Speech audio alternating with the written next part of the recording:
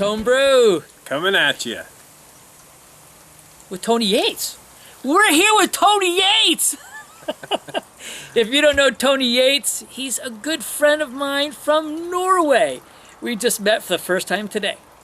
And but we've been friends for years, and we have got a white whale, you know? White whale. That's right, it comes from the brewery. It is none other than Black Tuesday. That's right, this is a 2013 batch. It is 18.9% ABV. We will be feeling good, and 40 IBUs. Looking forward to it. We're gonna get her open. All right, what do you think, Tony? This is black as night. Wow. It's got some legs to it. The head dissipated really quickly. It did. It's definitely the aroma's coming over. Yeah. On the bottom, I'm getting just barely a line of brown hues on it. Just You know, around, yeah. this aroma is like hitting. We just got to get the nose.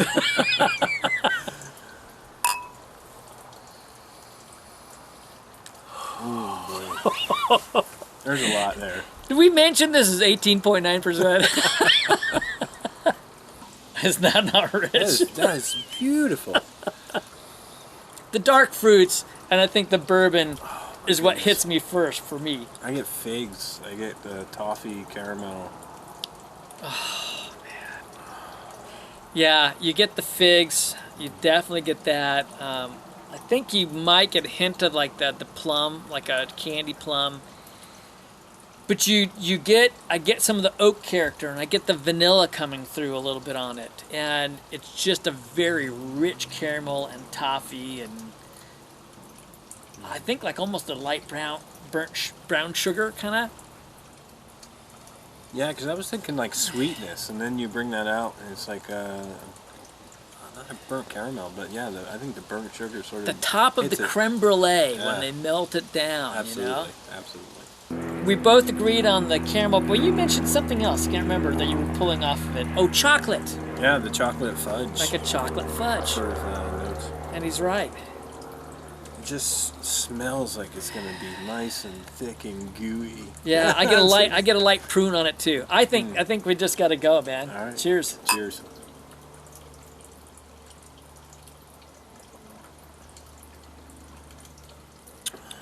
Holy moly! Wow. Wow. My tongue is still coated right now. How can you fit so much flavor into something like that? It's packed with flavor. It is. Initial thoughts? Huge caramel. Chocolate is there. The vanilla, the hints of bourbon. Really get that layered in there.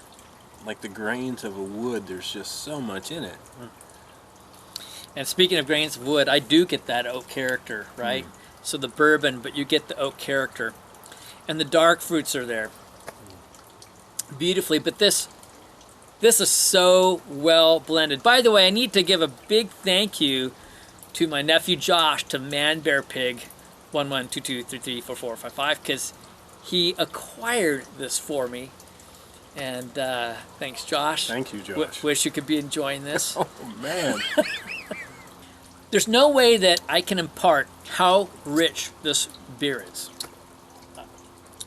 And yet, there are beers that are super rich sometimes, and they're so boozy that they completely blow you away. I mean, in the sense of they blow your palate out. Yeah, and this one just sort of coats it and sort of sets it up. Their characteristics, as it lingers, goes through stages of flavor profiles. Initially, large caramel, chocolate, sort of thick, fluidy sort of impressions, and then as it settles in, more of the dark fruit into the alcohol. The oak is there all the way through. Mm-hmm. Even now, as I haven't taken a sip in a minute or so, I'm still getting the oakiness of it. The really deep maltiness. There's a really rich maltiness to it. Yeah. Yeah, that rich malt bringing in those caramels. And it's funny because It is a big caramel. It's a huge caramel. I still think there's a little bit of toffee on there too, but that big huge caramel is though blended through with all these other flavors. So it's not just it's huge and it's what carries it all through, but you're still getting, like I say, like those figs and the sweet plum prune type flavors, and you're getting the chocolate and the bourbon. I mean, it's just all there. Melded all together with hints of treacle, right? And just sort of that kind of like the glue that holds them all together. All right, we're going to take some time with this. We'll come back. We'll come up with some scores. We're going to be enjoying ourselves. Let it what a warm up. treat. Yeah. Sorry. Wait, show us your glass. Yeah, you're drinking a little slow, Kevin. I'm drinking slow, but I'm enjoying it. And here's the thing. There's a lot to enjoy. There's a lot to enjoy. And Tony had this great observation about when you take a break from sipping and come back. What was that? It was that the flavors are intense in the rebound, just as much as they were in the initial impression. Yeah, I agree. This is, well, I'm enjoying his company, but it's an amazing beer. I think we're having a really good time, enjoying each other and enjoying. I'm enjoying company. A white whale beer for sure. This has been a fantastic beer. I think this has got to be the best beer I've ever had, no doubt. I don't know about you. Are we going to rate this? We're going to rate this. So we have to start with an Imperial Stout. This is a scale from 1 to 100, Tony. What are you thinking about an Imperial Stout in this? Well, it's a little bit outside the style guidelines for an Imperial Stout. It's, I don't know. He's a heckler here, I'm telling you. What have you got here? It's blowing my socks off.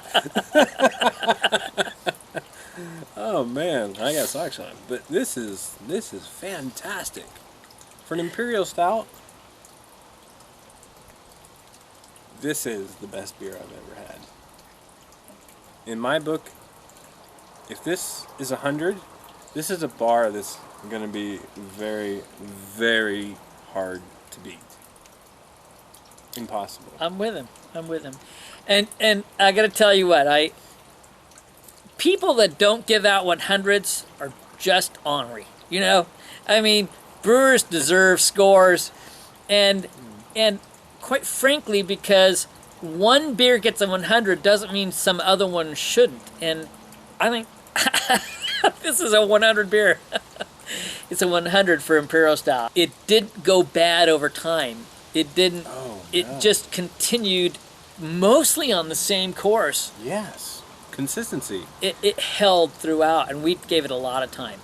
Overall, all beer styles combined, all beers that you've had, doesn't have to that it beats one or the other. It's just, how would you rate this on an overall? Well, after seeing your cellar, I got really I got nothing on you. That might be edited. But this is definitely, without a doubt, the best beer I've ever had. Overall, this goes to 100 as well. It's flooring. It's just flooring. So, when I compare to other types of 100s that I've given out, and I know they've gone to things like Bourbon County brand stout, and some will agree and disagree, and there have been a few other beers, and stouts are my thing, but this is just so smooth and so rich, and there's so many qualities that we can describe this beer. It's 100. Black Tuesday has earned its name for good reason. This is a beer that I can say hats off to the brewery. What a fine job that they've done. Absolutely. Just one final thanks to Josh for bringing this forward. I don't know what kind of finger you had to give up for this one, but this was fantastic. So thank you so much. It was that one right there. This was just beautiful, gorgeous, all the way through. Thank you so much. Friends, to beer. Cheers. Here it is, folks.